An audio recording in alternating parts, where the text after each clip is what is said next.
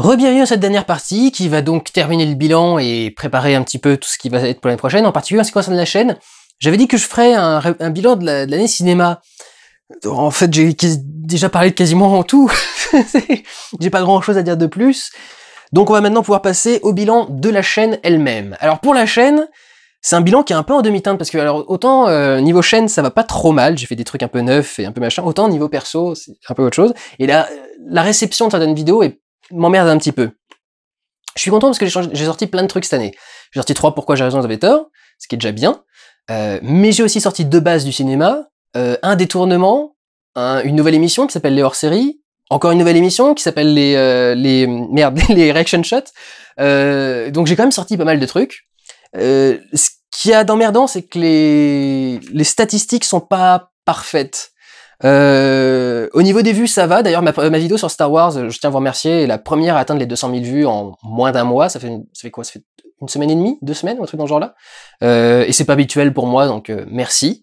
Mais c'est vrai qu'il y a une petite baisse globale de fréquentation et de visionnage des vidéos. Le Pourquoi j'ai tort sur Roland Emmerich, par exemple, a été vu 100 000 fois, à peine. Je rappelle encore que j'ai 175 000 abonnés, donc pourquoi il y en a 75 000 qui s'intéressent pas à un truc que je fais? Je comprends pas. Et d'ailleurs, en ce qui concerne les abonnés, vérifiez que vous êtes toujours abonné. Apparemment, il y a des soucis en ce moment sur YouTube, je sais pas exactement quel est le problème, mais il y a des gens qui ont été désabonnés sans s'en rendre compte des chaînes, donc vous recevez plus les alertes quand les nouvelles vidéos sortent, et vous pouvez plus savoir quand est-ce qu'il y a une activité. Donc vérifiez que vous êtes toujours abonné à la chaîne si vous y étiez abonné avant. Je sais qu'il y a des chaînes qui se sont rendu compte qu'il y avait 2000 personnes qui avaient été enlevées de ce genre-là. J'ai pas l'impression. Je sais que mon nombre d'abonnés stagne et que je vais probablement jamais dépasser les 200 000 abonnés, mais j'ai l'impression quand même qu'il y a un petit truc qui s'est passé bizarrement cette année quand même au niveau des abonnés.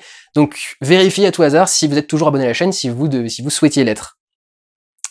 Autre chose aussi, vous savez que donc c'est mon métier de faire cette chaîne et je tiens grâce à l'argent que rapportent certaines vidéos, mais les vidéos rapportent très peu d'argent. C'est la première fois là au mois de décembre qu'un Pourquoi j'ai tort me rapporte plus qu'un vlog. Et vous voyez la différence de travail qu'il y a entre les deux, quoi. Il y a un truc que je fais en sortant de la salle et un truc sur lequel je bosse pendant 1 mois et demi. Et le truc sur lequel je bosse pendant 1 mois et demi me rapporte moins qu'un vlog, généralement. Là, pour le coup, Star Wars, ça a bien marché, parce que c'est Star Wars. Et je m'y attendais pas, d'ailleurs, je pensais pas que ça marcherait à ce point-là, mais ça a quand même marché. Mais globalement, les vues sont pas ouf. Il y a plein de vidéos qui dépassent pas les 100 000, et surtout, tout ce qui concerne les nouveautés, en fait. Vous regardez souvent les Pourquoi j'ai tort, mais vous avez du mal à aller voir les nouveautés. Il y a beaucoup de vidéos qui ont très bien marché. Le Pourquoi j'ai tort sur Rocky a été très bien reçu et a très bien marché. Le Pourquoi j'ai tort sur Roland Emmerich a été très bien reçu, a un peu moins bien marché. Ce que je comprends quelque part, Roland Emmerich, c'est pas le genre de nom qu'on connaît comme ça, comme Michael Bay ou un truc. Roland Emmerich, ça évoque rien de précis pour les gens. Il y a d'ailleurs, j'ai bien fait de faire mon Pourquoi j'ai tort comme ça. Il y a plein de gens qui m'ont dit, mais je savais même pas que c'était le mec qui avait fait aussi Stargate, qui avait fait aussi merde, putain, ils sont tous en train de me sortir de la tête. Qui avait fait Independence Day, qui avait fait Godzilla, qui avait fait tout ça. Ils pensaient que c'était pas le même réalisateur. Donc c'est un truc que je comprends. Faudrait peut-être, à la limite, dites-moi ce que vous en pensez, que je modifie la vignette pour qu'elle montre un peu plus ce que c'est que Roland Emmerich. Je montrais la Maison Blanche qui se fait détruire, par exemple. Mais c'est vrai que celle-ci a un peu moins marché. Et à part celle sur Star Wars, il y en a pas beaucoup qui ont vraiment fait des vues. Ça reste génial. Enfin, je veux dire, les vues que je fais sont déjà ouf et je m'attendais absolument pas à en faire autant. Mais c'est vrai que ça reste assez peu pour gagner des sous. Globalement, je touche moins de 1 000 € avec YouTube et moins de 1 000 € avec Tipeee, qui est mon deuxième système d'aide. Il y a un truc très politique presque quelque part là-dedans. Il y a des gens qui préféreraient utiliser qu'un système de financement participatif et d'autres que la pub. Moi, je préférais utiliser que de la pub. Si je pouvais, vraiment, je n'aurais que des revenus publicitaires parce que pour une fois que la pub peut servir à quelque chose d'autre qu'aux grandes entreprises, c'est quand même pas mal, quoi. Si la pub peut servir à financer des mecs sur YouTube, je trouve ça plutôt intéressant.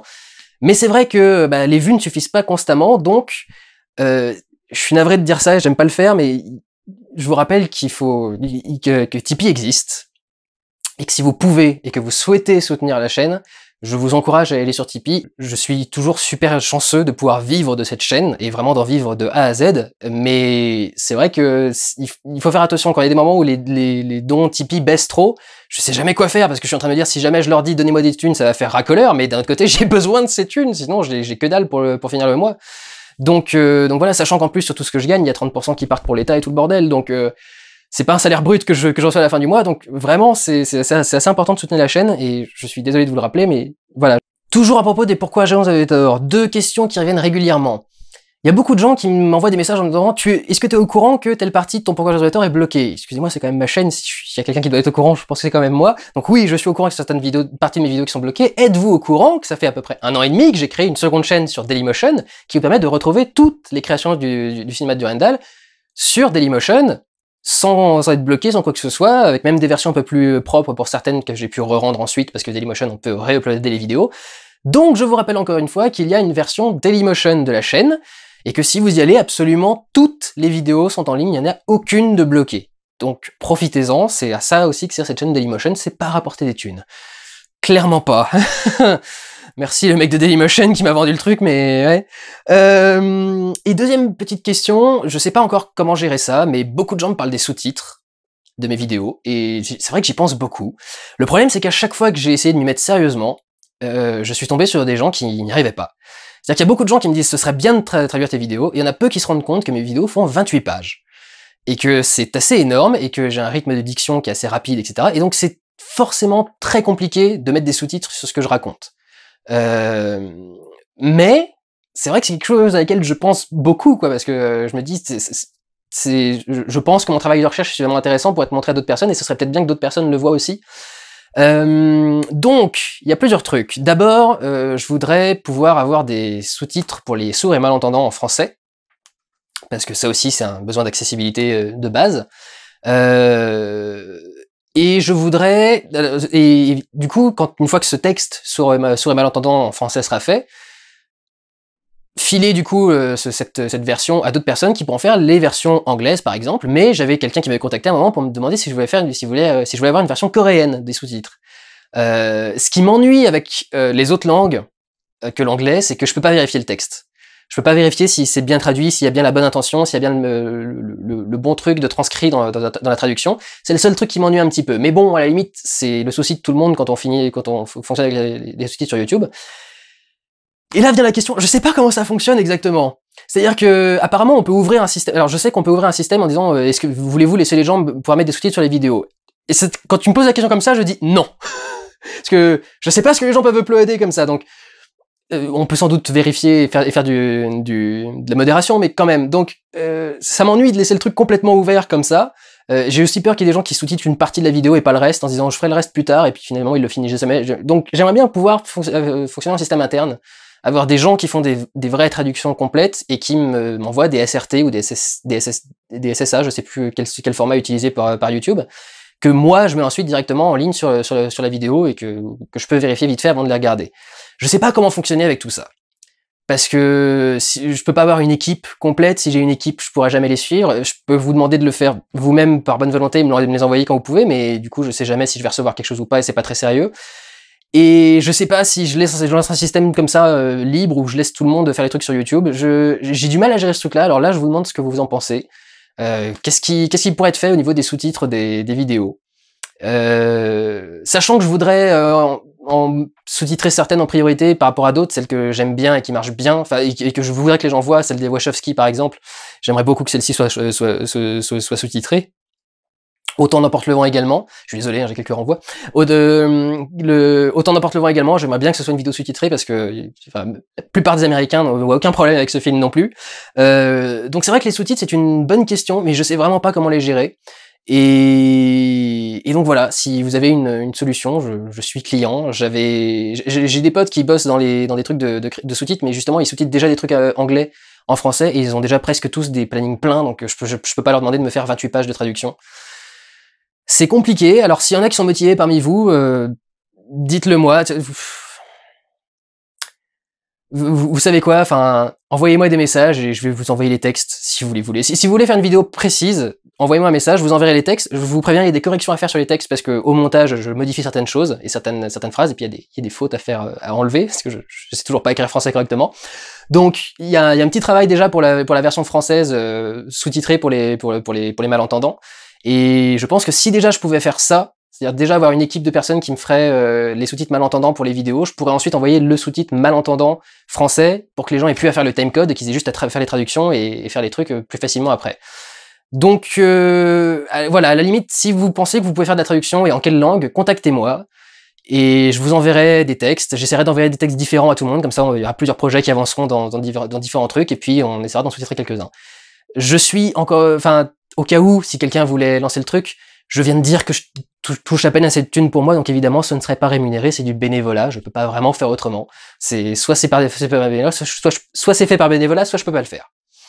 Donc voilà. Concernant les vlogs, je vais pas vous faire 36 000 trucs, il y a certains vlogs qui ont fait pas mal de réactions, et c'est assez cool, c'est assez marrant de voir certaines réactions qu'il y a sur certains vlogs. Il y a un truc en particulier que je voulais aborder, que vous avez peut-être remarqué, d'habitude je fais le 1/100e vlog. J'avais fait le 100e vlog, le 200e vlog, le 300e vlog, et j'ai pas fait le 400e. Pourquoi donc? Parce que globalement, je trouve que ça marche mal. Ça fait 3 fois que je le fais, non, ça fait pas 3 fois. Ça fait 2 fois que je le fais, et les 2 fois où je l'ai fait, j'ai vraiment toujours été déçu des résultats. La première fois que je vous ai demandé de voter, c'était Ma femme s'appelle Maurice qui est arrivé. Ça m'a beaucoup fait rire, parce que c'était un film que je connaissais, et c'était marrant de me demander de faire ce film-là, qui est un film que les gens pensaient sans doute que je l'ai pas aimé, et que j'aimais bien finalement. L'année d'après, quand je suis arrivé sur Retour vers le futur, et que je me suis dit, putain, j'ai pas grand chose à dire dessus, quoi. Enfin, au-delà de, si je fais, un vlog, c'est pas une analyse. Si je dois parler de Retour vers le futur un jour, si j'ai quelque chose, un sujet à traiter sur Retour vers le futur, je le ferai en pourquoi Jérôme avait tort. Là, la question, c'est juste de donner un avis sur un film, de donner un avis sur Retour vers le futur. Bah oui, c'est génial, regardez-le, qu'est-ce que vous voulez que je vous dise de plus? En plus, à chaque fois, c'est un bordel, je vous demande de faire une liste et de vérifier si votre film n'a pas été posté, il y a toujours 7 qui sont postés en même temps, etc. Je le fais sur Facebook, ce qui est pas le plus accessible du monde. Les gens ont l'air de pas comprendre que c'est accessible à tout le monde, Facebook, mais c'est vraiment... c'est toujours compliqué à faire, toujours compliqué à organiser, et du coup cette année je me suis dit non, je me sens pas de le faire, et de toute façon le résultat me plaît rarement. Donc j'ai arrêté le truc des 1/100e vlog. Je pense pas le refaire l'année prochaine pour le 500e, ça m'étonnerait, mais on sait jamais. Mais voilà, je trouve que ça donnait pas quelque chose d'intéressant en fait comme jeu et comme recherche. L'idée à la base c'était plutôt de pousser les gens à regarder un film pas habituel, quoi. Quand on tombe sur des films que tout le monde a vus, c'est pas très drôle, ni pour eux, ni pour moi. Donc voilà. Concernant les vlogs, du coup, il y a eu une nouvelle émission qui s'est créée, qui sont les reaction shots, qui donc sont faits pour revenir sur des thèmes qui ont été mal compris ou qui ont été trop discutés dans les commentaires. En fait, le truc, c'est que du coup, au deuxième reaction shot sur Miss Peregrine, j'ai fini par comprendre ce truc-là. C'est ce que je vous ai dit dans les flops. Je me suis rendu compte que certaines personnes se foutent complètement des faits. Le problème, c'est que ça commence à devenir la majorité. Comment vous croyez qu'on élu Donald Trump et que t'as des gens qui vous disent « Ah, mais Hillary, elle était encore pire !» Vous êtes sérieux? On vous demande pas de la motivation politique, on vous demande pas d'aller chercher un truc, on vous demande juste de regarder. Vous regardez ce que font chaque personnage, il y en a un, c'est que ça se voit sur sa gueule et dans tous ses mouvements qu'il fait des conneries tout le temps, quoi. Et que c'est pas bon et qu'il dit n'importe quoi. Il y a des vidéos très claires de lui à un meeting en train de dire un truc et de dire l'exact inverse dans un autre meeting. Et maintenant qu'il a été élu, c'est encore pire. Vous avez pas vu la vidéo où il dit oui, j'avais dit on enfermait Clinton, mais maintenant que j'ai gagné, on s'en fout maintenant. Mais j'aime bien parce que je l'ai dit avec de la conviction et les gens y ont cru. Et tu vois les gens dans le public, ils ont et tu commences déjà à avoir un doute, quoi, et tu dis mais ça se voyait que ce mec il était pas bon quand même, merde. Y a un truc global, c'est que YouTube a une façon d'uniformiser les gens, et je suis obligé de rappeler que je suis étudiant de cinéma pour vous rappeler que j'ai quelque chose en plus de vous, et du coup ça fait prétentieux, mais enfin je veux dire merde, si après avoir payé 21 000 € 3 ans d'études, encore heureux que j'ai un semblant, un truc minimum d'appréciation différent par rapport à vous. C'est encore heureux qu'au bout de 3 ans, je peux remarquer des choses que vous voyez pas forcément dans les films, et du coup les juger d'une autre façon. Ce qui était vachement en plus important avec mes études à moi, c'est qu'on nous a appris à faire un film de A à Z. Et ça c'est vachement important parce que beaucoup d'écoles vous apprennent à faire un truc précis. Et quand on apprend un truc précis, on apprend à faire son truc précis, mais on comprend pas pourquoi on le fait. Quand on comprend tous les enjeux du film, d'où est-ce que ça vient, d'où a été écrit la scène et qu'est-ce que ça doit donner au final, là du coup ça donne quelque chose. Donc, moi j'ai quelque chose à vous apporter en plus, mon point de vue a quelque chose de différent. Ça veut pas dire que j'ai toujours raison. Ça veut pas dire que je me trompe jamais. Il y a des films sur lesquels je me suis gouré, il y a des films sur lesquels j'ai changé d'avis, enfin il y a des films sur lesquels mon avis a évolué, et puis il y a des trucs où lesquels je me trompe, il y a des trucs que j'aime pas et que c'est pour ça que je rentre pas dedans. C'est évidemment, bien sûr, je peux l'accepter. Le problème c'est que vous avez jamais de vrais arguments à apporter. Le seul argument que vous avez à apporter c'est je suis un connard et vous avez aimé le film. C'est la seule discussion qu'il peut y avoir dans les commentaires généralement. Ce qui va me permettre de faire un petit point. Alors du coup, encore une fois, les reaction shots, je sais pas combien je vais en refaire vu ce problème. Lueur d'espoir, c'est que récemment, depuis, je dis récemment, depuis vraiment 3-4 mois, et un petit peu depuis le début de l'année aussi, je crois que tout mon travail commence à porter ses fruits. Depuis le début de la chaîne, quand il y a des gens qui m'attaquent, il y en a qui vont me défendre aussi, parce qu'évidemment, il y a des gens qui m'attaquent. Je crois qu'il y a à peine 10% des gens qui me regardent qui aiment pas ce que je fais. En fait, j'ai regardé des statistiques et j'étais tombé sur un truc sur les commentaires négatifs et les machins. En fait, tu regardes, il y a toujours 10% de personnes qui sont pas d'accord. Donc, très bien. Et ceux qui m'aiment bien, jusque-là, me défendaient pas très bien. C'est-à-dire que à chaque fois, je voyais des messages, je disais ah c'est cool, le mec m'a défendu, et je regarde. Oui, mais non, c'est pas ça. C'est pas ça non plus. Et tu regardes tout le truc et t'as un petit nœud au cœur. Tu te dis, bon, en fait, je me suis peut-être vraiment complètement gouré. Et depuis 3-4 mois, là, je vois enfin, vraiment, je suis... Des fois, je suis en train de juste regarder les commentaires et je suis... Bravo, rien à dire. Et vraiment, j'applaudis devant mon écran parce que j'ai rien à dire. Et je remercie le mec d'avoir répondu à ma place. Et surtout, ce qui est bien, c'est que moi, je suis seul face à tous les commentaires. Vous êtes plusieurs commentaires contre plein de commentaires. Donc là où moi, je m'épuise au bout de 3-4 messages et au bout de deux mecs qui me disent la même chose, je dis bon, ça sert à rien, je réponds plus, etc. Le nombre de fois où j'écris des messages, je les supprime juste après, et des trucs dans ce genre-là, parce que je les poste même pas, je sais très bien que ça sert à rien. Mais comme du coup vous êtes nombreux maintenant, et ben vous pouvez les prendre et les filer pendant tout le truc de leur réflexion débile, leur absence de réflexion plutôt, et à chaque fois vous les mettez face à leurs contradictions et face à leurs problèmes, et là je suis super content, vraiment de voir que vous arrivez à vous en sortir comme ça maintenant pour défendre les films. C'est jusque-là les seules personnes que j'avais vu sortir des arguments comme ça, c'était les gens de mon groupe à l'école de cinéma, et de mon groupe en première année le premier groupe que j'ai eu, le deuxième c'était plus catastrophique, mais le premier c'est les seuls que j'ai entendu défendre des films comme ça, et ça y est, ça commence à vous venir aussi, et je me dis putain yes, cool, ça veut dire que tout ça porte ses fruits. Alors en revanche, il y a 2 projets qui ont beaucoup moins porté leurs fruits. Il y en a un sur lequel ça me dérange pas du tout, parce qu'il est fait pour s'amuser, et l'autre sur lequel ça m'emmerde beaucoup. Le premier c'est le détournement, c'est pas grave, c'est fait pour s'amuser. Même pour moi, enfin littéralement c'est une vidéo que je fais quand j'ai pas le temps de faire autre chose, ou quand je me fais chier, ou un truc. Enfin, des fois au bout d'un moment, à force d'avoir trop bossé sur trop de trucs, je me dis putain j'en ai marre, je veux faire une connerie, quoi. Je veux juste m'amuser. Et à ce moment-là, je prends un film et je fais un détournement. Donc si ça fait pas trop de vues, c'est pas grave. Reste quand même entre le premier qui a fait 120 000 et le dernier qui a pas dépassé les 70 000, il y a la moitié des gens qui ont arrêté de regarder, donc soit j'ai beaucoup perdu la main, soit ça plaît plus du tout, c'est possible aussi. C'est vrai que ça marche moins, mais c'est pas grave, ça me prend quasi pas de temps à faire, et c'est drôle, donc je considère à peine ça comme du travail, c'est presque une récréation pour moi. Là où ça m'emmerde, c'est les bases du cinéma. C'est une vidéo que les gens qui me suivent me demandent depuis la création de la chaîne, depuis 4 ans et demi, on me demande est-ce que tu pourrais faire des vidéos spéciales pour expliquer certaines règles du cinéma. Et ça fait 3 ans que je réponds oui, je ferai un truc qui s'appelle les bases du cinéma, et je vous montrerai un truc, j'avais peut-être pas encore le titre quand j'ai répondu à certains, mais c'était clair et net, c'était un des projets de base, je voulais faire ces vidéos pour apprendre les bases du cinéma. Et de base, a priori, du coup, en principe c'est pour ça qu'on me suit. En principe, c'est pour ça que vous suivez le cinéma de Durandal et pas quelqu'un d'autre, c'est parce que je vous amène des règles du cinéma dans chaque truc et je vous permets du coup de développer vos propres réflexions et d'avoir vos propres armes pour vous défendre. Je comprends pas, partant de tout ça, qu'à chaque nouvel épisode des bases du cinéma, il y ait de moins en moins de monde qui les regarde.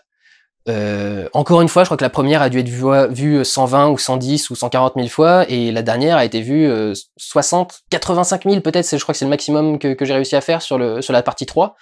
Je suis beaucoup plus emmerdé à ce niveau-là, et ce qui m'emmerde surtout, c'est que les gens me disent mais c'est trop compliqué, et alors écoutez, je veux bien, c'est peut-être trop compliqué, mais c'est les bases. Donc si vous voulez, si vous voulez développer une connaissance du cinéma, une appréciation du cinéma, une façon de juger les films, vous avez besoin des bases. Vous pouvez pas juger sans avoir aucune connaissance, et comme ça, juste à l'emporte-pièce. Vous devez regarder les bases, et c'est pas compliqué, vraiment. Enfin, regardez, le truc, c'est que je sais, il y a beaucoup de termes techniques et certaines dates historiques, vous n'êtes pas obligé de retenir ça. Enfin, moi, je les mets pour l'information parce que il y a des gens qui aiment bien avoir les informations précises, et puis ça donne une chronologie de mettre les dates, de dire à quel moment tel truc a été créé, et à quel moment quel truc a commencé à arriver. Mais, enfin, c'est pas du tout ce que je veux que vous reteniez. Quand je fais tout l'épisode sur les formats d'image, les ratios de cadre, pardon, et que je vous ai mis le 1.33, le 1.66, le 1 machin, le 1.85, le 2.35, le 2.39, le 2.60, etc. Vous n'êtes pas obligé de tous les retenir. Vous devez retenir le principe. Ça vaut 1, ça vaut ça sur 1. C'est la base. Si le côté vaut 1, le côté vaut, hop, ça fait le côté, il arrive là, ici on a le carré, plus ça ici, 85. 85% de cette longueur-là. de cette longueur-là. Donc bah voilà, c'est juste de la base. Et quand vous comprenez comment fonctionnent les ratios de cadre, vous comprenez pourquoi il y a des changements. Je me souviens, j'avais pété un câble quand j'étais en train de bosser sur les ratios de cadre. Je cherchais des images de Nymphomaniac. Je l'ai en Blu-ray, mais c'est plus rapide généralement d'aller chercher un clip directement sur internet que de le mettre sur l'ordinateur. Et je tombe sur un mec qui fait une vidéo qui dit pourquoi ce film est de la merde, pourquoi ce film est nul. Et c'était sur Nymphomaniac. Et il parle à un moment de la scène où il y a la mère de famille qui vient chez le personnage principal pour récupérer son mari, accompagné par ses gosses, et qui vient hurler, etc. Et le mec te dit « Mais je comprends pas pourquoi dans le film ça passe en 16/9, alors que sur Netflix ça a été recadré, donc c'est bon, on peut le passer en cinémascope, et ça n'a aucun sens dans le film. » Et tu fais, bah si, ça a un sens de changer le truc. Plus le cadre est serré, plus les personnages sont compressés dans le cadre. Si à un moment, le film qui est en scope très très large se resserre en 16/9, ça veut dire que les personnages sont à l'étroit, ça veut dire qu'ils sont pas à l'aise, ça veut dire qu'il y a un sentiment de pas à sa place ou de pas être à l'aise. Et Netflix n'est pas la personne qui fait le film. Et effectivement, il y a eu un problème avec ça, et Xavier Dolan aussi avait gueulé là-dessus parce que Netflix ou Amazon avaient recadré Mummy. Qui est un film en 1/1, donc c'est juste 1/1, et à certains moments, le cadre change. Et le truc, c'est qu'il dit, bah oui, mais justement, si vous recadrez mon film, le moment où je change de cadre, il a plus aucun sens. Et c'est pas à vous de décider comment le film doit être cadré, c'est pas parce que vous êtes un diffuseur de film que vous allez vous dire, oh bah là, ça nous emmerde d'avoir des bandes noires sur cette scène-là, on va zoomer dedans. C'est pas à vous de décider ça, c'est au réalisateur, c'est lui qui décide comment vous devez apprécier la scène. Si ça plaît pas au spectateur, peut-être que le réalisateur a fait exprès de mettre un truc qui plaît pas au spectateur, pour qu'il se sente décontenancé, qu'il soit pas à sa place, qu'il soit pas machin, ah. Vous voyez, c'est pour ça, ça a un sens, les règles du cinéma. Donc, vous pouvez pas dire c'est juste trop compliqué, c'est la base, et je vous dis c'est la base, c'est important parce que c'est pas juste le cinéma, c'est les règles de base de l'audiovisuel en général, et c'est en apprenant ces bases-là que vous évitez de vous faire manipuler par les reportages télé malhonnêtes, par les mecs qui vous disent n'importe quoi, par les pubs, par tout ça, quoi. C'est comme ça que vous pouvez comprendre comment fonctionne un truc et comment est-ce que le langage cinématographique et donc audiovisuel fonctionne. Et dans une ère comme aujourd'hui où tout est en vidéo, tout passe en audiovisuel, c'est ultra important de comprendre les règles, sinon vous vous faites manipuler par n'importe qui. Et quand on vous sort un film de merde avec un scénario pourri, bah, qu'il est suffisamment joli et qu'il est fun, vous trouvez qu'il est joli, et vous vous dites c'est cool. Et le problème c'est que non, si tu connais un minimum ce qui se passe dans les règles du cinéma, tu te rends compte que ce film fait rien, ne fait même pas la base du travail du cinéma. Là pour l'instant j'ai abordé que le technique, je ferai des vidéos où je parlerai des scénarios, etc. Si j'en fais d'autres, mais elles seraient vachement importantes. Le truc qui m'emmerde c'est ça. Là, à l'heure actuelle, j'ai commencé à préparer mon planning pour l'année prochaine.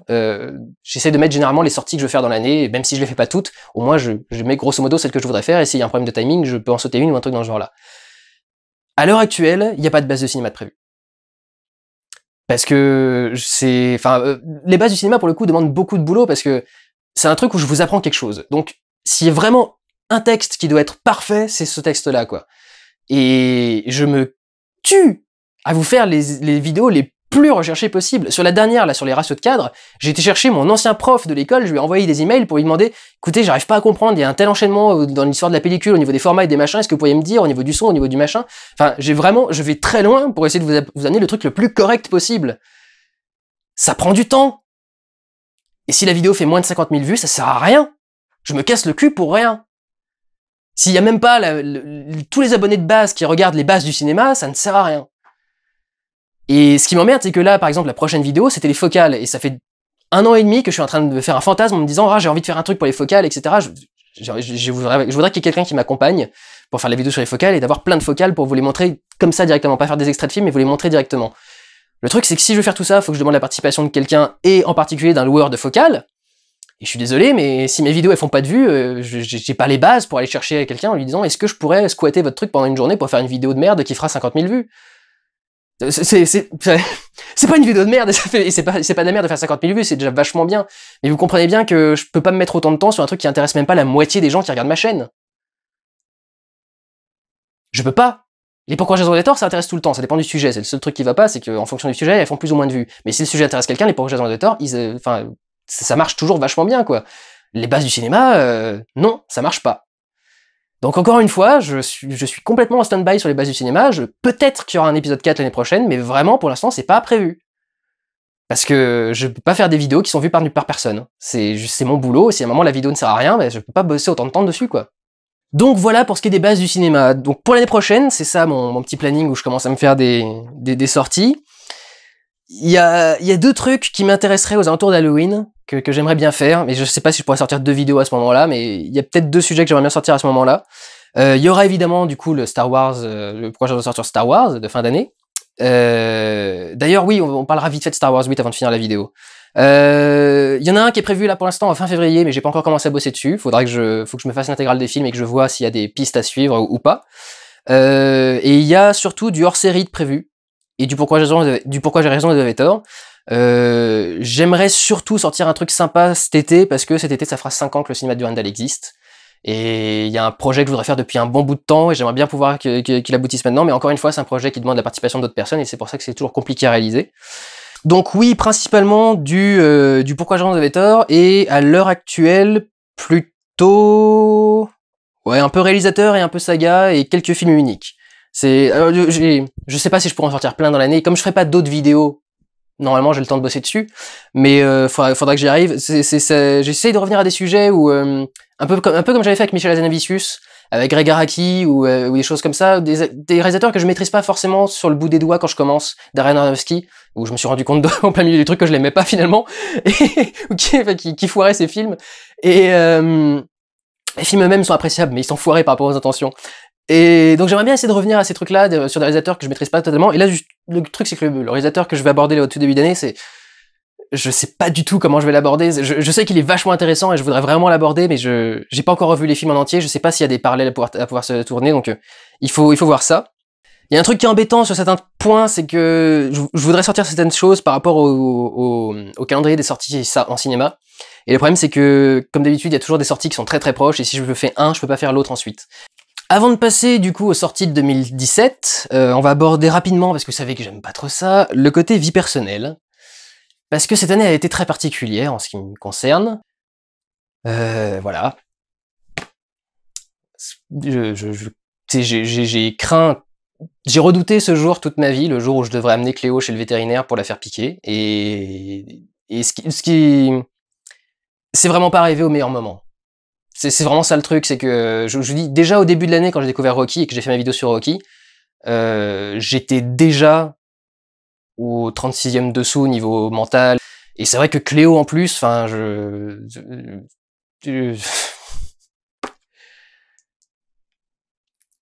c'est toujours très compliqué à transmettre à d'autres personnes, mais voilà, c'est vrai que c'était pas du tout la meilleure année pour moi, niveau vie privée.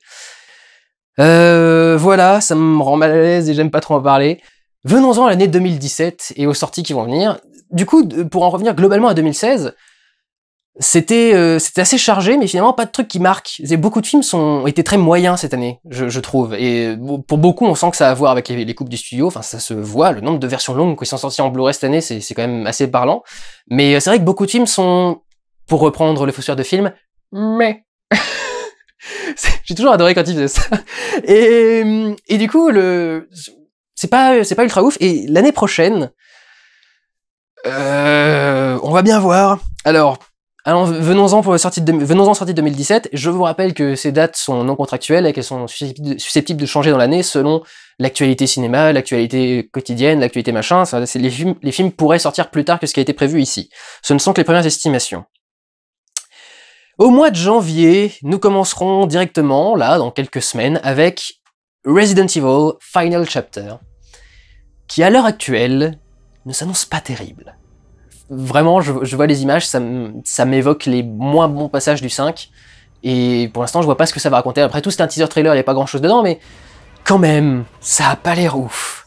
Donc on verra bien ce que ça vaut. Début février, le 1er février, on a un film sur Jackie Kennedy qui va sortir avec Nathalie Portman dans le rôle principal. C'est un film dont pas mal de gens ont l'air de parler, donc peut-être à suivre éventuellement, voir ce que ça vaut. Et la même semaine sort, alors je savais pas que ça allait exister, mais Le Cercle, plus loin, Rings. C'est-à-dire que c'est pas Le Cercle, The Ring, c'est Le Cercle, Rings. Rings avec un S, comme pour dire licence de film d'horreur. Apparemment, ils veulent lancer toute une licence sur The Ring, donc on va voir ce que ça vaut.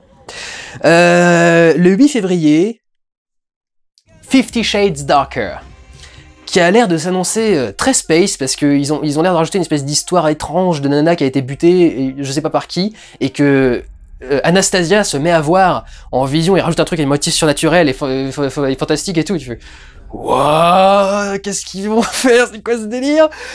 Donc, ce qui me fait beaucoup rire, c'est les deux acteurs qui ont soi-disant fait courir des bruits de couloir comme quoi ils feraient pas la suite alors qu'ils sont tous les deux dedans. Et tu fais, mais putain, mais ferme ta gueule si c'est pour faire des trucs pareils, quoi. Enfin, c'est... Donc, au moins, si tu le dis, va jusqu'au bout, quoi. Sinon, ça montre tellement que tu te fais acheter et que c'est une question de thunes. Enfin, c'est aberrant. Tu me diras, encore heureux que tu prennes des thunes pour faire cette merde. Quelque part, c'est une bonne vengeance des acteurs. Je sais pas si je leur en veux tant que ça, finalement. On verra bien, donc, ce que vaut le deuxième tome de la saga SM pour maman.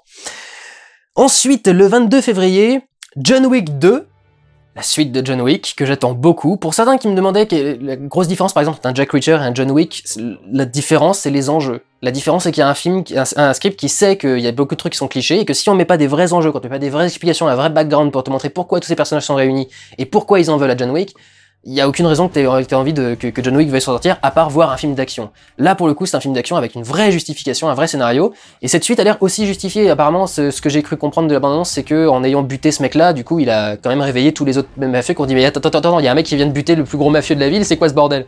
Donc a priori, il y a quand même un truc assez important qui va arriver, et c'est vrai que l'entraînement de Keanu Reeves a l'air assez impressionnant, et j'ai hâte de voir ce qu'il va faire.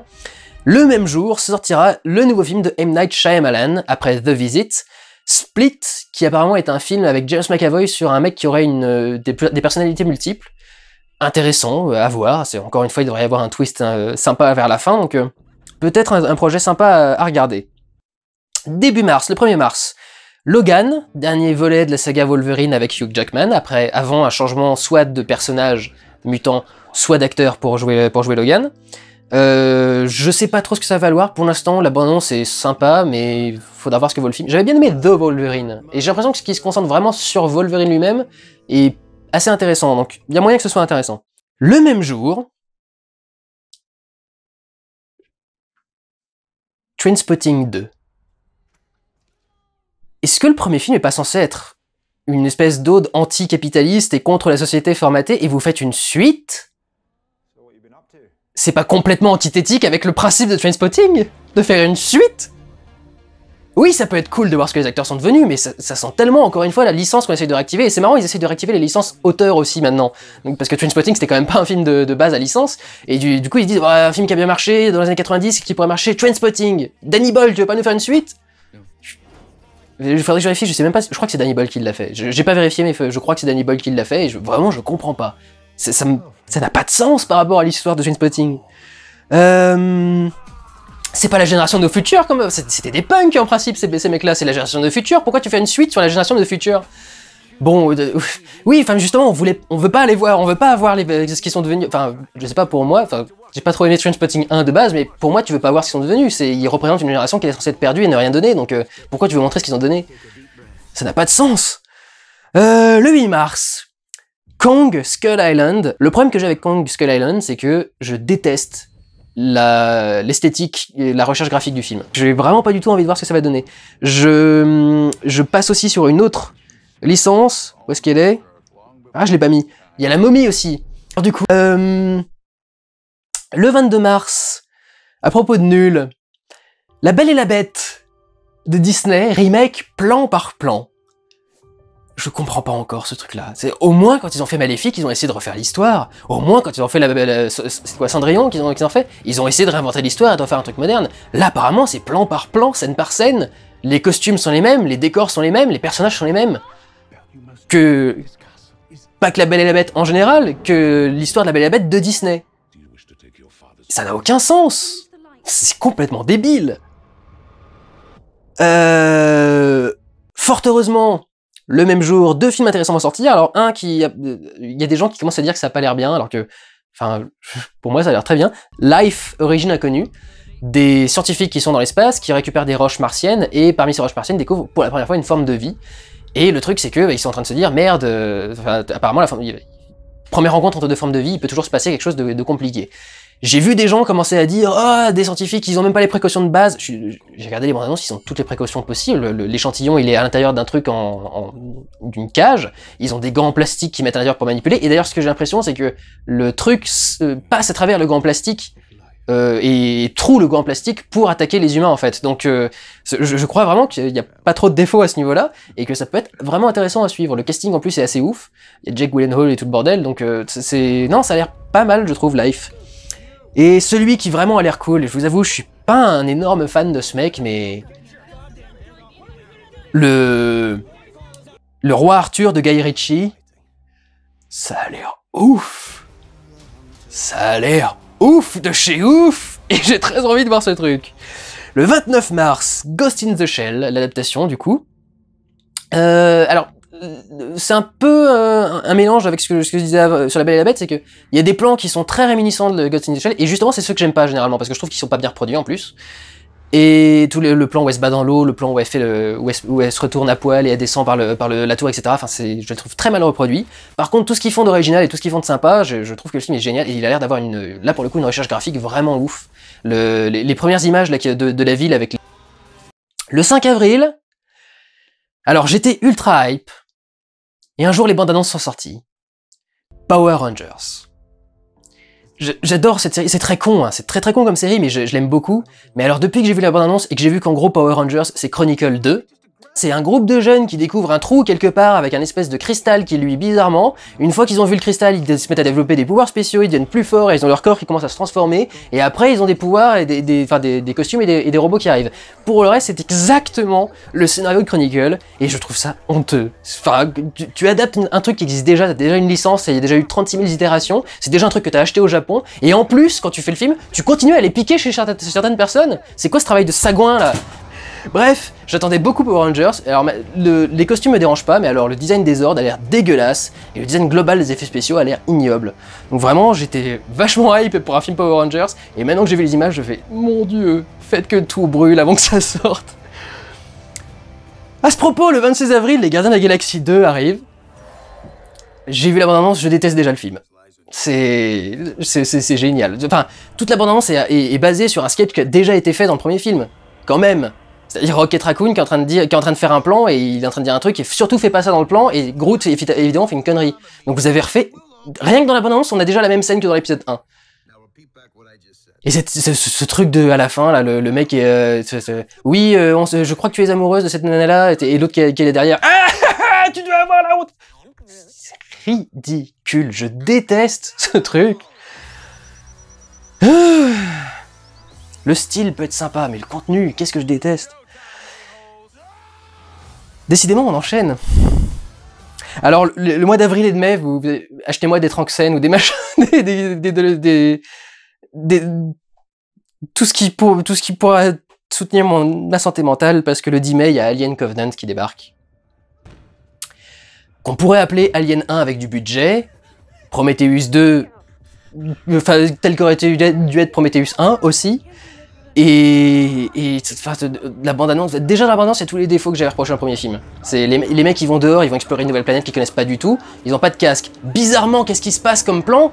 Il y a un plan sur l'oreille du mec et il y a une espèce de truc en ADN qui flotte dans l'oxygène et qui rentre dans son oreille. Bah t'aurais mis un casque, ça se serait pas passé. Et ce qui est con, c'est que c'est vraiment, il y a rien de plus simple que de passer outre le problème du casque. Tu fous le casque parce que de base c'est comme ça quand les casques scientifiques fonctionnent, tu fais attention. En plus on le fait maintenant parce qu'on essaye de faire des planètes qui auraient des atmosphères plus ou moins humaines. Avant on allait sur des astéroïdes, ils avaient d'autres atmosphères, tu mettais des casques. Et tu fous le casque à un mec et tu le casses. C'est la simplicité même de se débarrasser du casque si vraiment ça te pose problème et si c'est pour ça que t'en mets pas à tes personnages. Je suis désolé mais même si vous n'êtes pas scientifique, vous allez aller voir le film. Vous voyez le mec se faire contaminer parce qu'il a pas mis de casque, vous vous dites bah... Il l'a cherché quoi. Limite même dans Prometheus ça passait un tout petit peu mieux. Ça a l'air très mauvais. Et surtout le truc c'est que ça... À la fin de la bande-annonce vous pouvez voir marqué, excusez-moi je commence à bafouiller, ça fait 4 heures que je fais des vidéos. Alien Universe. Parce que l'idée c'est que là aussi, on va nous lancer une nouvelle franchise. Enfin, la franchise Alien elle existe déjà depuis longtemps mais il l'avait laissé plutôt tranquille jusque là. Il y a Ridley Scott qui se met aux commandes d'un nouvel Alien avec un nom vraiment Alien et qui lancerait un truc univers qui a l'air extrêmement mal foutu. Apparemment, ça va être... Le truc, c'est que s'il crée des nouveaux aliens, ça va avoir un côté bestiaire, c'est-à-dire on va vous créer plein de créatures, on va vous les balancer à la gueule parce que l'alien vous fait plus peur. Et s'ils mettent que l'alien ne fait plus peur. Et je vous l'ai déjà répété 36 000 fois, mais c'est pour ça que dès Alien 2, on nous foutait plein d'aliens, parce que un alien, on savait déjà que c'était un problème réglable. Il y avait déjà quelqu'un qui pouvait y survivre. Donc on sait que ça peut être réglé comme enjeu. Dans le troisième, on met des prisonniers parce que c'est encore plus compliqué. Et dans le quatrième, on met des clones parce qu'il y a une grande ironie dans tout le truc et tout. Et il y a un message par rapport au personnage de Ripley. Mais l'alien ne fait plus peur. Et je suis désolé, quand vous avez ce plan qui est dans la bande-annonce, vous avez le couple qui est sous la douche avec la petite queue de l'alien qui est en train d'arriver et d'un seul coup la tête derrière et tout, tu fais, mais on s'y attend à des kilomètres.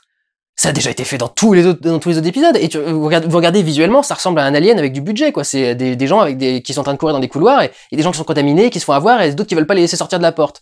Et donc oui, apparemment, ils sont en train de créer des nouveaux modèles d'aliens parce que celui qui sort dans la bande-annonce, je sais pas si vous regardez, mais il sort du dos et non pas de la cage thoracique.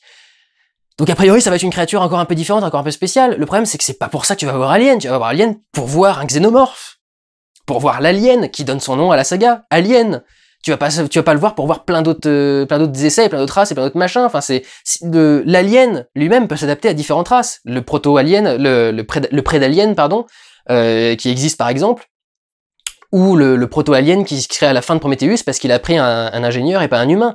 Mais si de base vous nous créez un monstre différent, enfin, c'est plus du alien déjà de base. Dès la bande-annonce, c'est mal foutu, c'est mal parti. Je sais pas ce que ça va donner, mais on verra bien. Peut-être un nouveau sujet de Pourquoi George avait tort. J'attends de voir le 10 mai. J'essaye de pas me braquer. Je garde encore l'espoir que ça puisse être un redémarrage d'Alien intéressant. Ce qui me fait peur, c'est qu'en plus après, il y a le projet de Neil Blomkamp qui a déclaré très clairement qu'il ferait un Alien qui prendrait pas en compte les 3 et 4. Donc déjà, tu vas te faire foutre. Si tu relances une franchise en ne prenant pas compte de la franchise, va te faire enculer, quoi. C'est le principe de base, c'est censé être ton boulot. J'en ai rien à foutre qu'il aime pas les personnages. Il trouve une solution, comme Jean-Pierre Jeunet, il fait cloner les personnages ou des trucs dans ce genre-là, quoi. T'es pas obligé de reprendre directement à la fin du truc d'avant. Ou, à la limite, tu crées justement un spin-off ou un entre-film, comme Rogue One qui est sorti cette année pour Star Wars. Tu décides pas d'un seul coup de dire, ah bah non, en fait, je décide de supprimer la moitié de la saga. Mais t'es qui pour dire ça? Pour qui tu te prends? Enfin, bref. Alien, ça a l'air d'être une catastrophe. Vraiment.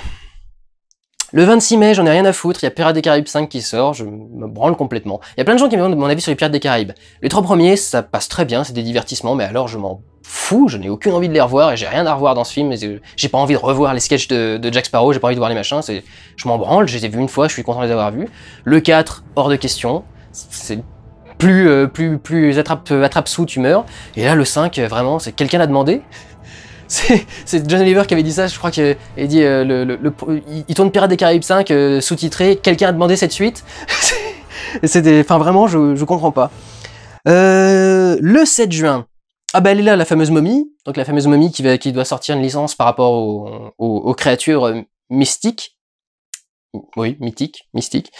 Sort le 7 juin. Et également le même jour, Wonder Woman. Et là, je l'attends beaucoup parce que c'est le premier film de super-héros et j'ai hâte de voir comment est-ce qu'ils le traitent, est-ce qu'ils font un truc différemment, est-ce que ça apporte quelque chose, en particulier dans le DC Extended Universe, qui est bien plus travaillé que le Marvel Cinematic Universe. Suicide Squad exempté. Et encore, le film était travaillé, c'est les studios qui l'ont massacré ensuite, quoi. Ils ont vu le truc, ils se sont dit putain merde, on a fait un truc trop sombre, les gens vont pas apprécier, regardez Civil War. Et tu fais putain, arrêtez de pas avoir confiance en vos films et d'écouter des enquêtes marketing de merde. Putain, un film c'est une idée, un film c'est une intention. Vous pouvez pas la modifier en plein cours et la changer complètement, et vous pouvez pas enlever sa substance en plein cours. Sinon ça sert plus à rien. C'est juste des images qui bougent avec une histoire au milieu. Le 21 juin, Transformers. Le 12 juillet, Spider-Man Homecoming. Simplement le Marvel de l'année.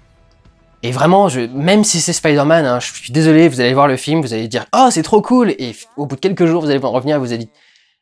Et en fait, c'est ce qu'on a vu dans 36 autres films, et dans 3 autres Spider-Man, et dans 6 autres films du Marvel Cinematic Universe, et dans machin, enfin j'en ai marre. De films lambda de merde, et...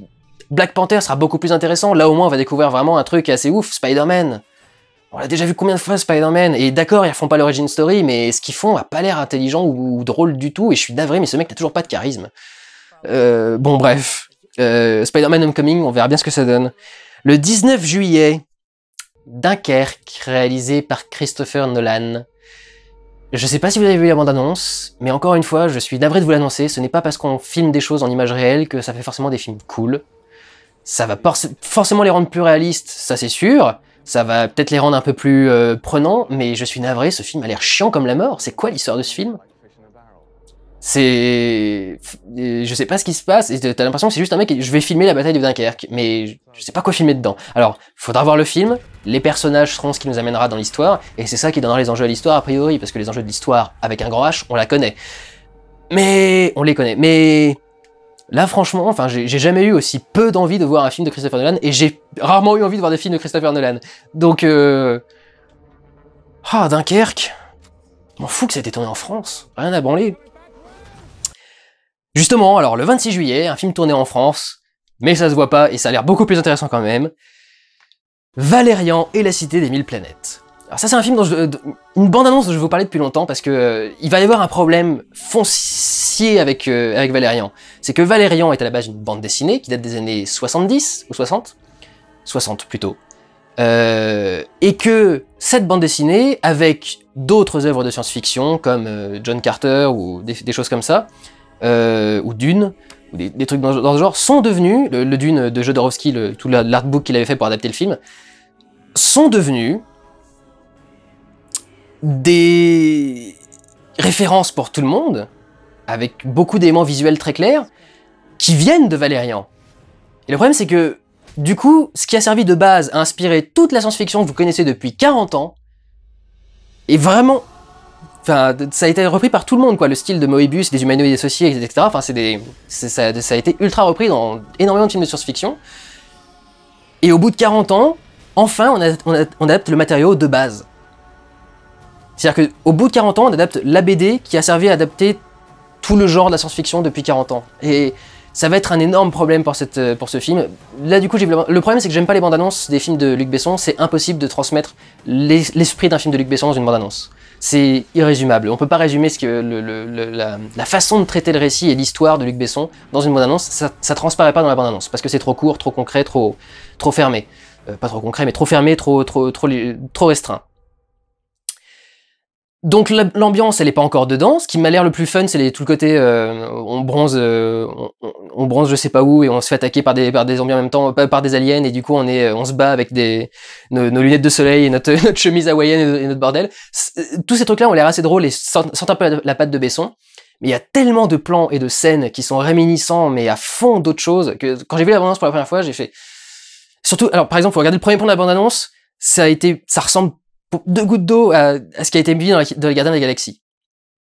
Les mêmes codes couleurs, les mêmes styles de façon de travailler le truc, et la bande-annonce elle-même reprend le code des Gardiens de la Galaxie, puisque c'est de la SF avec de la musique du rock ancien.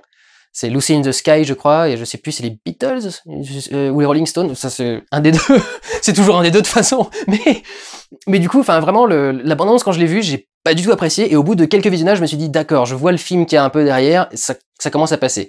Je vous avoue que la bande-annonce, quand je l'ai vue la première fois, j'étais... qu'est-ce que c'est que ça? L'animation m'a pas l'air ouf. Je sais pas si c'est ILM ou si c'est Buff qui l'a fait, mais je crois que c'est Buff, et c'est un peu trop rigide au niveau de certains trucs. Le film est pas encore sorti. Il y a encore le temps de bosser dessus, etc. Mais... voilà, je sais pas ce que ça va donner pour l'instant. C'est vrai que la bande-annonce de base, je la trouve mal faite, parce que tous les plans qui ont été piqués, tous les trucs qui ont été piqués ailleurs sont dans la bande-annonce. Il y a cette scène avec les deux gros poissons qui sont en train ou deux gros monstres qui sont en train d'avancer derrière le vaisseau de Valérian et Lorelai. Enfin, c'est clairement la scène des poissons dans l'épisode 1 de la menace fantôme. Et clairement, c'est la menace fantôme qui a récupéré la scène des gros poissons pour dire quelque chose. Ça veut dire quelque chose dans le film, ils l'ont pas récupéré gratuitement. C'est un truc pour montrer, l'idée des poissons dans la menace fantôme, c'est de dire il y a toujours un plus gros poisson. C'est-à-dire qu'il y a, comme pour les sites, il y a un apprenti et il y a toujours un maître au-dessus.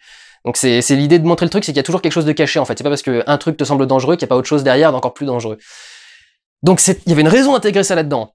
Reste que c'est une scène de Valérian qui a été copiée presque telle quelle dans Star Wars, où ils ont remplacé ça avec l'univers de Star Wars, et quand tu vois la scène, moi quand j'ai vu la scène, j'ai vu les poissons de la menace fantôme. Et j'ai peur d'avoir ça pendant tout le film. Valérian, ça va être un film... Je vais devenir fou devant ce film. Il y a autant de trucs qui me dérangent que de trucs qui me motivent, donc vraiment j'ai très hâte de voir le résultat final, parce que je ne sais pas où est-ce que ce film va aller. Mais c'est vrai que visuellement, c'est ouf, ça donne l'impression d'être une espèce de suite au 5e élément presque.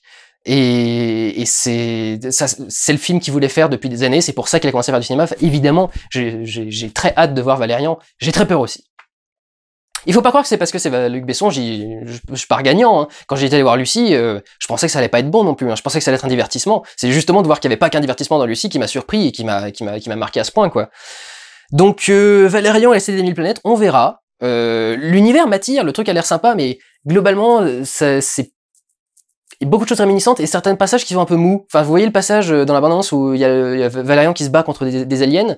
Et j'ai l'impression que les aliens, ils avancent, ils sont censés avancer parce qu'il y a une attaque, donc ils devraient être en train de courir, et j'ai l'impression qu'ils avancent. Ils ont l'air tout lents, enfin je sais pas, il y a un problème d'animation, j'ai très peur qu'il ait confié ça à Buff parce que c'est une boîte française, et je suis désolé, mais Buff, ils sont pas bons. Ils sont pas faits pour faire des longs métrages, ils sont faits pour faire des petites séquences, pour faire des pubs, pour faire des moyens métrages, des trucs dans ce genre-là. Pour passer au long métrage blockbuster, ils ont pas les moyens, ils ont pas le niveau, leurs animateurs sont pas assez bons. Bon, je sais pas, on verra. Si ça se trouve, c'est ALM qui fait les trucs et je me viande depuis le début, mais il y a un truc qui me dérange avec certains effets spéciaux. Bref, Valérian, je l'attends avec retenue. On verra bien ce que ça va donner. Le 2 août, La planète des singes, Suprématie.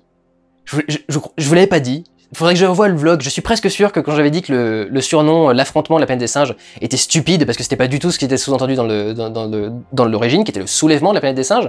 Et j'avais dit quand ça va être la suite et qu'ils vont devoir se battre, ils vont devoir trouver un truc absurde. Et Suprématie, je crois que c'est ce que j'avais dit dans le vlog.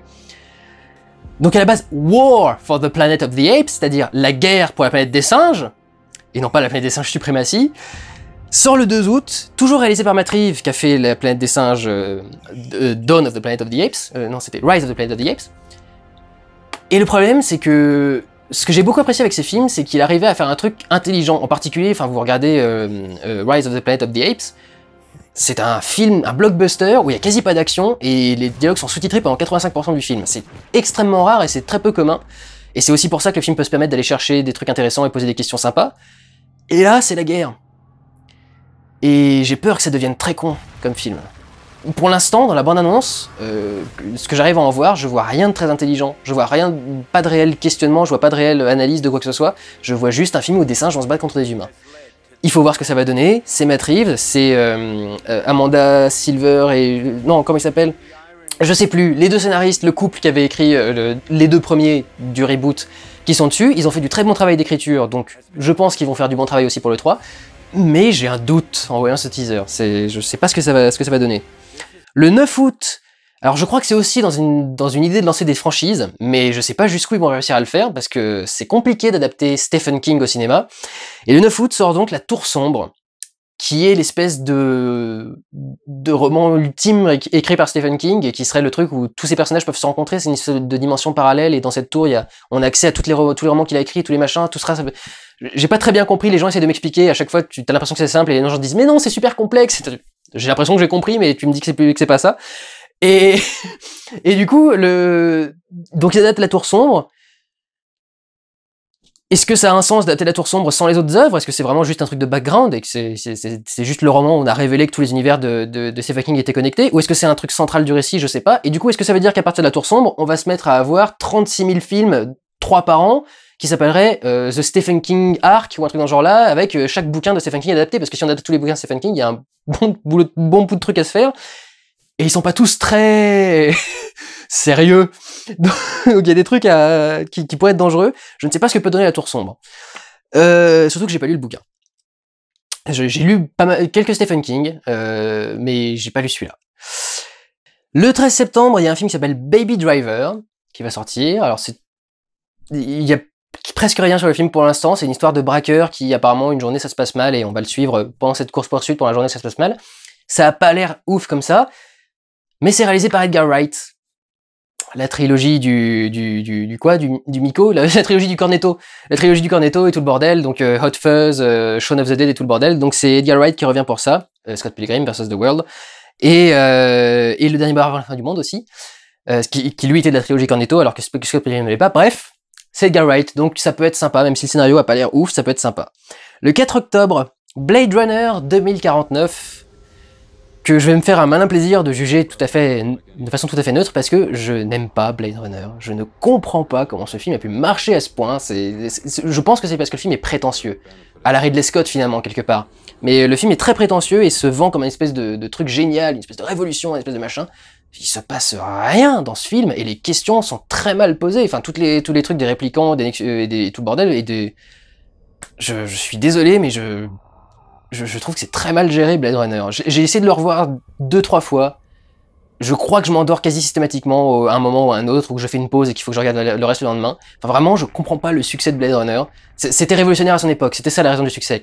Encore aujourd'hui, il y a des gens qui trouvent que c'est génial, j'ai vraiment beaucoup de mal, je trouve vraiment que c'est très chiant. Et que ça va vraiment enfin, que ça va vraiment pas très loin. Et alors là, c'est 2049, avec Ryan Gosling, et Papy Ford là qui fait de la résistance décidément, mais qui reprend des rôles dont j'ai l'impression qu'il en a rien à foutre. Je crois qu'il est pas content du tout de reprendre tous ces trucs là, mais qu'il le fait quand même au cas où. Mais je trouve que ça a pas l'air ouf. Et quand je vois les premières images, ça boîte du Denis Villeneuve. Alors oui, c'est visuellement assez intéressant, il y a des beaux plans, mais c'est rien qui me charme. Même les images ne me charment pas. Même le style, le design SF ne me charme. Il y a vraiment un truc avec Blade Runner, ça ne passe pas. Je ne comprends pas l'univers de ce film. Et le succès de ce film. Le 18 octobre, deux films un peu moins importants, mais intéressants à regarder. Il y aura un film qui s'appelle Geostorm, qui est le premier film de Dean Devlin. Si vous avez vu Le Pourquoi j'aimerais tort sur Roland Emmerich, Dean Devlin, c'est l'associé de Roland Emmerich, c'est son coproducteur et son co-scénariste sur beaucoup de ses projets, jusqu'au Patriot, je crois, donc jusqu'au début des années 2000. Et depuis, ils continuent à se voir, ils font encore des trucs régulièrement, ils ont fait ensemble Independence Day Résurgence. Et pour la première fois, Dean Devlin passe derrière la caméra pour Geostorm, qui apparemment se paye des reshoots monstrueusement chers, et sans le réalisateur, parce que le souci serait qu'il y a des acteurs qui veulent pas, enfin qui sont plus dispo pour revenir tourner, donc il faut refaire leur rôle entièrement, il faut retourner des scènes complètes, apparemment c'est un énorme bordel, ça coûte extrêmement cher de faire ces petites corrections sur le film. Je crois que c'est le problème, ils veulent absolument faire des reshoots tout le temps, systématiquement maintenant, pour tous les films, dès qu'ils ont l'impression qu'il y a un truc qui va peut-être pas passer. Il serait temps qu'ils se remettent à sortir des films en faisant confiance un petit peu à leur réalisateur, quoi. Ça commence à se voir qu'il y a des soucis là-dedans, parce que tu fais des reshoots, le réalisateur est même pas disponible et tu es obligé de changer les acteurs parce que c'est tellement mal prévu que c'est pas faisable. Enfin, je comprends pas, quoi. Alors ça peut être que le film est mauvais, mais en principe tu t'en rends pas compte au montage, quoi. Tu t'en rends compte un peu avant. Donc voilà, pour qu'il y ait des trucs aussi conséquents, ça me paraît étrange, mais à voir, parce que le premier film de Dean Devlin, j'ai envie de voir ce que fait Dean Devlin, et apparemment c'est repris du premier scénario de Roland Emmerich qu'il avait fait quand il avait fait le principe de l'Arche de Noé, où l'idée c'était qu'il y avait un satellite qui pouvait manipuler la météo sur la Terre, et Geostorm c'est ce principe-là, c'est qu'en fait c'est des satellites qui ont manipulé le climat terrestre pour créer une énorme tempête, et il faut essayer de trouver un moyen d'arrêter tout le truc. Donc c'est marrant de voir que le premier film de Dean Devlin est inspiré du premier film de Roland Emmerich, c'est assez rigolo. Toujours le 18 octobre, Le Petit Spirou, qui va sortir, adaptation de la bande dessinée par Nicolas Barry, qui est, je vous le rappelle pour ceux qui ne le savent pas, le réalisateur et producteur avec lequel j'ai fait mon stage de fin d'année. Salut Nico, et merci encore une fois. Et donc ça y est, il a tourné son film, l'adaptation de la bande dessinée du Petit Spirou. Je connais le scénario, je connais tout ce qu'il y a dedans parce que j'ai participé à la promotion du film, j'ai fait imprimer les leaflets pour les distribuer pendant les festivals de cinéma et les machins genre là, c'était une de mes missions de stage. Parce que quand t'es stagiaire, tu fais tous ces trucs-là, les impressions, les trucs. Et donc voilà, c'est vrai que le Petit Spirou, j'ai hâte de voir ce que ça va donner. Je sais qu'il était très confiant sur son projet, Nicolas Barry, et qu'il est très doué pour les films destinés aux enfants en général. Ces deux films d'avant, c'est Les Enfants de Thimbleback et Au Bonheur des Ogres, qui sont tous les deux des histoires de littérature jeunesse. Donc j'ai plutôt hâte de voir ce que va donner le Petit Spirou, et j'aimerais bien qu'il marche, parce que je sais qu'il a plein d'autres projets qui sont intéressants à financer, Nicolas Barry, et si celui-là marche, il pourra avoir de l'argent pour faire les autres. Donc j'ai hâte de voir ce que peut donner le Petit Spirou, et ne partez pas dès le début en disant ah les BD françaises c'est jamais bien adapté, les trucs dans ce genre là. Vous avez pas vu toutes les adaptations, d'accord? Et là c'est Nicolas Barry qui a déjà bien réussi une adaptation de BD, Les Enfants de Tippleback c'est une BD. Donc nous verrons ce que donnera le Petit Spirou. Le 25 octobre, Thor 3 Ragnarok. Il y a quelqu'un, un autre critique anglais qui s'appelle Filmbrain qui a dit ça il y a pas longtemps sur Twitter, et qui a dit vous rappelez ce que c'est d'avoir une surprise dans la salle de cinéma? Est-ce qu'on est obligé de savoir tout ce qu'il y a dans le film avant d'aller dans la salle? Et c'est vrai qu'en ce moment, enfin, on sait déjà qu'il y aura le Hulk machin, là, et qu'il y aura le scénario de Planète Hulk parce qu'on a vu l'illustration du machin. À un certain moment, il faut peut-être garder quelques surprises. Vous allez voir Thor, vous attendez pas à voir un Hulk, gardez au moins un Hulk secret. C'est ça qui fait une bonne surprise, t'arrives devant le film, d'un seul coup tu vois Hulk, ça peut être sympa, tu vois, mais non, là, depuis le début, on sait déjà ce qui va se passer, quel est le costume, pourquoi ils sont là, enfin, c'est bizarrement prévu, tous ces trucs, quand même, c'est très spécial. Donc, on verra bien ce que vaut Thor 3. C'est réalisé par un mec qui s'appelle Taika Waititi, je ne sais absolument pas qui c'est, j'ai vu les films qui sont sortis, là, je n'ai jamais entendu parler, donc je sais pas du tout ce que ça va donner. Vraiment, je n'ai aucun moyen de savoir ce que ça va donner. Mais encore une fois, le MCU de l'année, on verra bien ce que ça donne. 1er novembre, je suis très emmerdé. Il y a un truc là sur ma page, c'est marqué Insidious chapitre 4. Et il y a aucune raison de faire un chapitre 4 à cette licence, et vous avez vraiment, enfin, vous avez toujours pas compris la leçon des films d'horreur, vous avez toujours pas compris qu'au bout du 4e film, c'était déjà du direct to vidéo ou direct to VHS. Ça sert à rien de les sortir en salle quand on dépasse le 3, enfin, c'est, pour les films d'horreur en particulier, parce que c'est vraiment, le film d'horreur est un des premiers genres qui a donné lieu à ce point aux suites, les Vendredi 13 par exemple, et c'était vraiment plutôt à ça qu'on réservait les suites à la base. C'est vrai que, enfin, Insidious c'était cool, le 3 était déjà vachement moins intéressant, alors là s'ils en font un 4, il va vraiment falloir se calmer les gars, quoi. Donc on verra bien ce que ça va donner, mais je suis pas chaud. Et enfin, en fin d'année, les 2 plus gros films de l'année, je pense, les 2 plus attendus, le 15 novembre, Justice League, tout frais de la sortie de Wonder Woman qui a eu lieu juste avant en juin. On va bien voir du coup ce que ça donne, ce Justice League, et est-ce que les gens vont enfin apprécier totalement un film du DC Extended Universe. Peut-être que ça sera Wonder Woman d'ailleurs, qui sera plus apprécié que l'autre.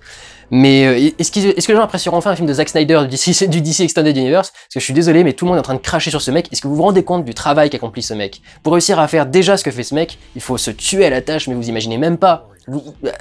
Les gens sont en train de dire, mais t'en fais trop, tu mélanges plein de machins, mais c'est rarement lui qui l'a demandé, et il prend juste les parties nécessaires pour faire son film. Vraiment, c'est le travail de sélection et d'écriture de Snyder pour réaliser son Batman et Superman est vachement intéressant, son travail de narration au montage est aussi vachement intéressant, et je suis désolé, ces films sont pas mauvais. Globalement, c'est plutôt avec le style que vous avez eu du mal, mais il fait plutôt des bons films, quoi. Donc j'ai hâte de voir ce que va donner Justice League. Et le 15 décembre, sortira Star Wars 8. Et on va rester un tout petit peu dessus, parce qu'il y a beaucoup de gens qui me demandent ce que j'attends du coup du film, étant donné ce qui vient de se passer. Et il y a déjà quelques échos qui commencent à arriver par rapport à ce qui se fait sur le tournage, et par rapport au travail de Rian Johnson aussi sur le film. Par exemple, on sait déjà que le récit va commencer sur la planète où il y a Luke, depuis le début, et sur laquelle Rey est arrivé, parce que on a tellement mal fini le truc d'avant qu'on est obligé de redémarrer pratiquement là où le film d'avant s'est arrêté, parce que il y a très peu d'éléments et pas assez pour faire une histoire, et si on laisse passer du temps, il y a tellement de choses qu'on va dire à ces personnages pendant cette laps de temps qui n'auraient plus de sens à être dit plus tard, qu'on est obligé de les dire juste à la fin du film d'avant. Donc pour la première fois, il y a un Star Wars qui va être obligé de commencer pile poil où s'est arrêté le film d'avant. A priori, je crois que au moins sur la planète, c'est la même planète, mais genre 2-3 jours après, quoi. Ça peut pas être 10 ans plus tard. C'est quand même ouf d'en arriver à autant de problèmes. J'attends de Star Wars 8 tout ce que n'a pas fait Star Wars 7. C'est-à-dire tout ce background là qui a été développé, tous ces chevaliers de reine, tous ces machins, de vraiment les utiliser. C'est ça le problème, c'est que les gens sont en train de me dire mais il y a quand même des trucs dans le truc, dans le truc, tu les verras dans les films suivants. Non, le problème c'est qu'il y a beaucoup de choses qui sont évoquées, mais rien qui n'est utilisé, et on comprend pas l'impact de toutes ces choses qui sont évoquées. Vous savez qu'il y a des chevaliers de reine qui ont buté des gens à côté de Rey. Vous ne savez pas qui sont les chevaliers de reine, ce qu'ils sont, qu'est-ce qu'ils représentent, est-ce que c'est des Jedi ou est-ce que c'est pas des Jedi, parce qu'ils sont pas tous des sabres laser. Qui sont les gens qui ont été tués juste avant, à quel endroit est-ce qu'on est que ça a un rapport avec le moment où on voit Luke qui est en face d'un truc en train de brûler, parce qu'on avait dit que c'était le temple Jedi, mais apparemment le temple Jedi, ça a été résolu plus tôt avec Kylo qui a buté tout le monde. Il y a énormément de choses à expliquer, donc je pense qu'avec Rian Johnson, qui est connu pour Looper et sans doute des récits imbriqués, on va avoir pas mal de retours en arrière. Je pense même que c'est pour ça que Harrison Ford est marqué sur les feuilles d'appel de casting et tout dans ce genre-là, c'est que je pense qu'il retourne des flashbacks de quelques jours plus tôt, qui sont obligés de retourner pour réexpliquer le truc. Ça va être très particulier cet épisode 8. Il faut rattraper tellement de choses et en même temps en installer tellement, ça va un peu le syndrome Batman v Superman presque. C'est-à-dire que Man of Steel avait introduit quelques trucs, mais vite fait, on savait qu'il y avait Man of Steel. Quand on est arrivé dans Batman v Superman et que directement dès le deuxième film, on a appris que en fait Batman était là depuis le début et que machin, il y a quand même beaucoup de gens qui se sont dit ah c'est bizarre. Et j'admets, c'est bizarre. Enfin c'est un truc qui passe très très mal et c'est pas ouf. La différence foncière dans tout ça, c'est que Man of Steel c'était un nouveau projet qu'on a dû lancer comme ça et qu'au dernier moment ils se sont dit bon on va trop lentement, il faut qu'on sorte BVS beaucoup plus vite que ça, faut pas qu'on fasse le Batman avant, etc. Donc ils ont changé leur plan. Star Wars 7, dès le début, ça a été annoncé que ça a été fait comme ça, quoi. Ils ont dit, faites un film en 2 ans, parce qu'on vous laissera pas une année de plus, on veut récupérer nos thunes. Et après, vous verrez bien comment vous corrigerez ça dans l'année prochaine, quoi. Sauf que ça, c'est comme ça qu'on fait mal les choses. Donc, il y a vraiment beaucoup de choses à faire pour ce Star Wars 8. Il y a beaucoup de choses à élaborer, beaucoup de choses à présenter. J'attends des vrais enjeux bien présentés. J'attends quelques retournements au moins, quelques petites révélations. Je ne crois pas à toutes les théories que vous me mettez sur Rey. C'est forcément une Skywalker. La saga Star Wars suit les Skywalker. Si on change ça, je crois que je sors de la salle direct. Parce que c'est vraiment le cœur de Star Wars qu'on viole, littéralement. Le principe de Star Wars est de suivre l'action de la famille Skywalker sur la galaxie. C'est la famille Skywalker qui fout la merde, c'est la famille Skywalker qui permet à tout d'arriver. Si Rey n'est pas une Skywalker, si Finn n'est pas un Skywalker, Poe n'est pas un Skywalker, donc il n'y a plus aucune raison de suivre ces personnages. Ou alors, si c'en est pas, dès le début, dès l'épisode 7, tu dis, ce n'est pas une Skywalker. Clairement. Pas en lui filant le sable de Luke. Qui a été récupéré on sait pas comment. Ça va être très compliqué cet épisode 8. Je veux voir des nouveaux designs, je veux voir les Chevaliers de Ren en action. Je veux voir beaucoup plus de violence entre guillemets. Parce que là vraiment sur le set c'était trop édulcoré et c'était des trucs de loin. Regardez au fond, en bas du cadre là il se passe quelque chose de violent. Et filmez-les-moi, centrez-le-moi quoi, montrez-moi le truc violent. Enfin restez sur un plan sur le truc. Les gens m'ont parlé quand je parlais du Pourquoi j'en ai tort sur Star Wars 7. Du passage où Han se fait transpercer, et j'ai fait exprès de laisser les autres scènes pour bien vous montrer que je vous fous pas de votre gueule. Effectivement, il y a aussi des cuts dans les autres scènes. Le truc, c'est que chacun de ces cuts est 2 fois plus long dans les autres épisodes que dans l'épisode 7. Et quand vous faites un cut comme ça dans l'épisode 7, quand vous coupez dans tous les sens et dans les machins, oui, vous déstabilisez le spectateur, mais vous lui faites pas ressentir la tristesse de perdre Han Solo. Et une fois qu'on a plus le choc visuel, on n'a plus que le petit caressement la petite main qui passe sur la joue avant de tomber, le machin. Et tout ça fait un peu grotesque d'un coup, en fait. Parce que l'enjeu n'est pas là. On sent que l'enjeu n'est pas là. Enfin, bref. Il y avait vraiment beaucoup trop de problèmes dans Star Wars 7. Et donc, ouais, pour le 8, ça va être un gros boulot, et je sais pas comment ils vont s'en sortir. Je reste tout à fait ouvert, encore une fois, je vous l'ai dit, c'est le reste de cette trilogie Star Wars peut être très bien. Ils ont eu 3 ans pour développer ce film-là, donc très bien. S'ils ont eu 3 ans pour développer ce film, c'est ce qu'ont eu les autres Star Wars, il y a peut-être moyen d'avoir quelque chose de bien à l'arrivée. Reste que ce démarrage de trilogie est le plus mauvais, et c'est le plus mauvais Star Wars parce qu'il fait pas ce que doit faire un Star Wars. C'est-à-dire proposer quelque chose de neuf, de différent, une aventure, quelque chose d'un peu élaboré, quelque chose d'un peu... qui te surprend, quoi. Il n'y a absolument rien de neuf, d'intéressant, d'intrigant dans cette saga, c'est juste vous remontrer Star Wars. Et bah allez voir le film d'origine. Faites pas chier. Si vous voulez démarrer cette nouvelle trilogie, il fallait nous montrer le Temple Jedi en train de tomber, il fallait nous montrer la République en train de tomber, il fallait nous montrer le Premier Ordre en train d'arriver, il fallait nous montrer Ben en train de passer du côté obscur. C'est comme ça qu'on démarre la trilogie. Là, il n'y a pas d'enjeu sur cette saga. Mais même sur cet épisode 7, sur l'enjeu lui-même du film, la destruction de Starkiller, ne sert à rien. On le sait que ça servira à rien, le truc de Starkiller. Donc c'est pas sur ça que tu fais un enjeu à la fin de l'épisode 6. L'enjeu, c'est pas de détruire l'étoile de la mort. C'est de détruire l'empereur. Parce qu'en détruisant l'empereur, tu détruis la tête, tu coupes la tête du serpent, tu coupes en plus Vador, tu coupes 2 têtes au serpent. Vraiment, là, l'Empire peut se casser la gueule. Dans l'épisode 4, on découvre l'étoile de la mort, donc on sait pas qu'on peut la détruire. Starkiller, on sait qu'on peut la détruire. C'était pas ça l'enjeu à mettre à la fin du climax de ton épisode 7. Tu mettais la chute de tout ce qui a été construit dans la trilogie d'avant et que tu voyais depuis le début, sur le point de chanceler depuis le début de l'épisode 7. Mais comme ça n'a pas été fait, ça va être à l'épisode 8 de le faire, ça va être très compliqué. Enfin vraiment, je sais pas ce que ça va donner et je souhaite bien du courage à Rian Johnson. Bon, et ben écoutez, cette année 2016 a été vraiment spéciale. Je sais pas qu'est-ce qu'il faut en tirer comme conclusion et qu'est-ce qu'il faut préparer vraiment à ce point pour l'année prochaine, mais je sais pas comment on va s'en sortir. J'ai envie de citer des proches, comme d'habitude, mais cette année ça m'a l'air encore plus valable que toutes les autres années. Si tout va bien, si le temps le permet, d'ici la fin de l'année, c'est la guerre. Donc, je sais pas quoi attendre pour 2017, je sais pas comment ça va avancer, je sais pas comment ça va se faire, je sais pas quoi vous souhaitez et quoi faire. Le monde qui m'entoure ne me plaît pas. Et c'est vrai que là, on est arrivé à une situation où on se demande vraiment qu'est-ce qui peut se passer, quoi. On se sent tous impuissants et... à part faire ton petit truc dans ton coin, tu vois pas vraiment ce que tu peux essayer d'apporter pour aider le reste du monde, donc je sais pas ce que va nous donner 2017, on verra bien. Rendez-vous à la fin de l'année alors. J'espère que ça vous a plu, prenez soin de vous, allez voir des films, ciao!